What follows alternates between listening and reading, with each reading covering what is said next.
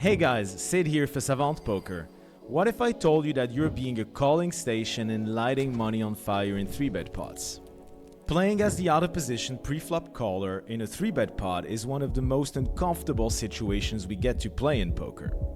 Our range is always weaker than the in-position's raiser's range, since we would have 4-bet our strongest holdings ourselves. We are heavily capped and dominated on most boards, and only a fraction of runouts will really allow us to generate EV with this condensed range. So today I'd like to show you where you're probably bleeding chips in this spot.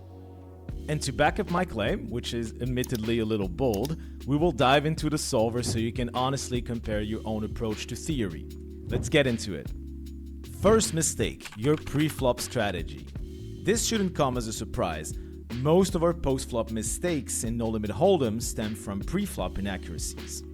And you'll see why they matter and how they compound. Let's start by looking at some GTO ranges.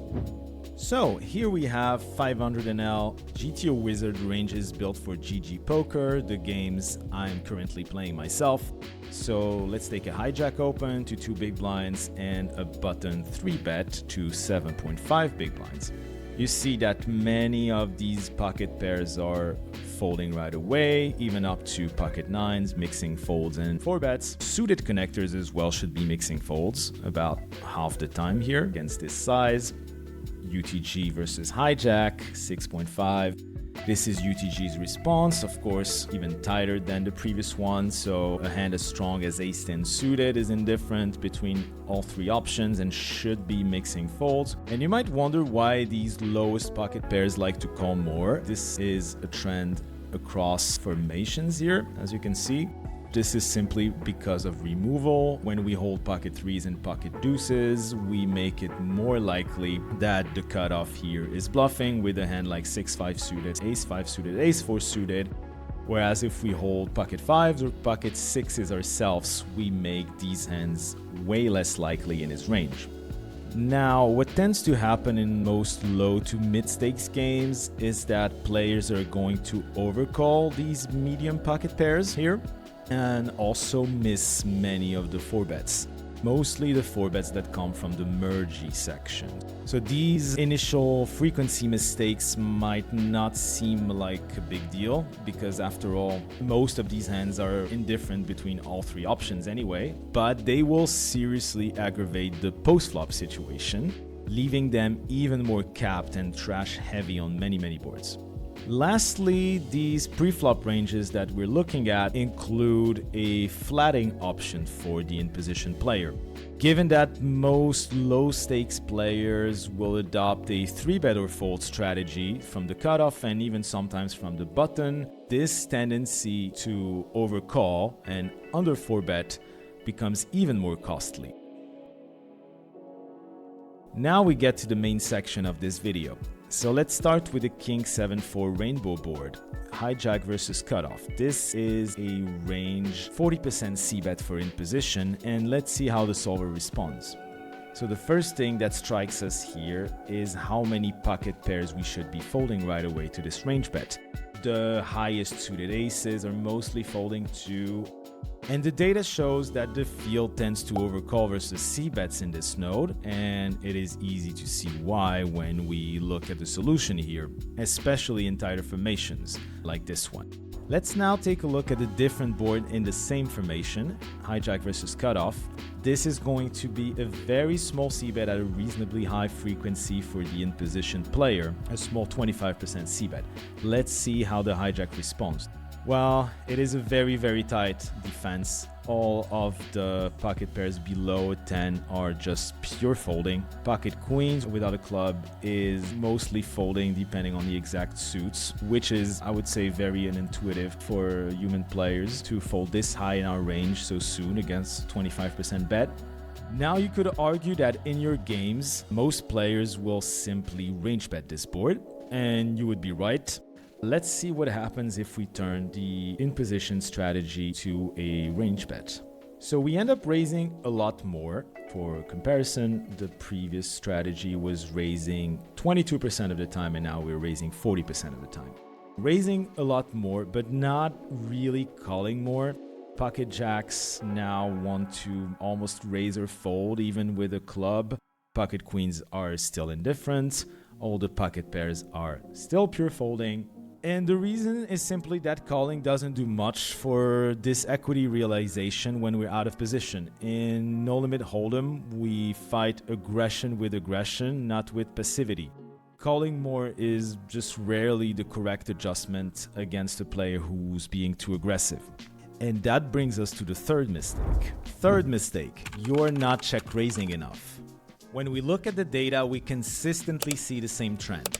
The field is c-betting too often, using small sizes too frequently, and therefore overfolding to check raises after betting small. Curiously though, the field is also under check raising in 3-bet pots, when the correct counter adjustment, as we just discussed, should be to raise more instead. So let's go back to our two examples here. First, we have what I will call the intuitive check raises, so the strong value region, the sets, of course, top pair, top kicker, and the most intuitive bluffs here, 5-6 suited, of course, for the open-ender. And then you have the less intuitive region, so the thin value region, we could say, with the medium top pairs, some shreds of under pairs like pocket tens and pocket jacks and pocket queens here, and at the absolute bottom of our range also some under pairs like 6s and 5s. So ask yourself the question here if you are finding these check raises in game, because if you are not, then you probably have the same leak as the population. Let's go to Ace-10-5 two-tone. This is the non-node locked version with the mixed strategy for in position.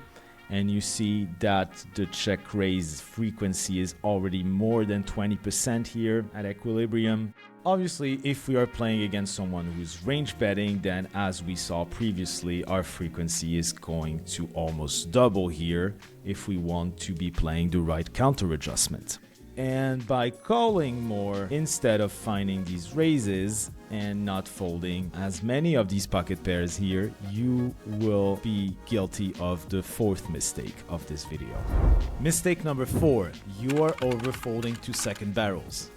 And this final point is a direct consequence of everything we've been discussing so far. When you take too many pocket pairs to the flop, then to the turn, while also failing to check raise enough of your medium strength hands, you simply arrive at the turn with a check calling range that's too weak. As a result, you will naturally be forced to overfold on most runouts. Let's quickly go back to our two examples. So from the flop strategy, let's imagine that we are to call these medium pocket pairs close to pure here. Now we get to the turn bricks, it's a deuce of spades, and in position is going to barrel very aggressively on this amazing board for him. Now, as hijack, instead of having pocket tens around half the time, pocket nines about 20% of the time, and pocket eights almost never, we will find ourselves with these hands at a much higher frequency. Instead of folding 40% of the time here to the second barrel, we would naturally see a folding frequency of 45, maybe even 50%, depending on how wide we call the flop. Now let's look at Ace-10-5, and it's exactly the same issue. Obviously, we call and the turn brings a 7. In position is going to barrel for a pot size bet here, polarizing heavily after betting small on the flop. This is what usually happens. Here, of course, facing such a large polarized bet, we are not interested in continuing our worst flop defenses. However, we already should not have them very often. The point here is that you are over-investing too often on the flop with hands that are not able to realize their equity enough and are going to face future aggression that they cannot handle. So instead of losing a pot that is 14.5 big blinds on the flop, we end up losing a pot of 21.7 big blinds way too often because we simply call too wide on the flop. Alright, I hope this was useful, guys. 3-bet pots are fascinating and almost feel like a game within the game with countless nuances and subtleties. If you think you're guilty of some of the mistakes we've discussed, check out savantpoker.com with the link below. You will find full courses on the subject, along with plenty of handcrafted drill packs designed to help you practice these spots efficiently. Let me know in the comments if this video was helpful. That's it from me today. Take care, everyone.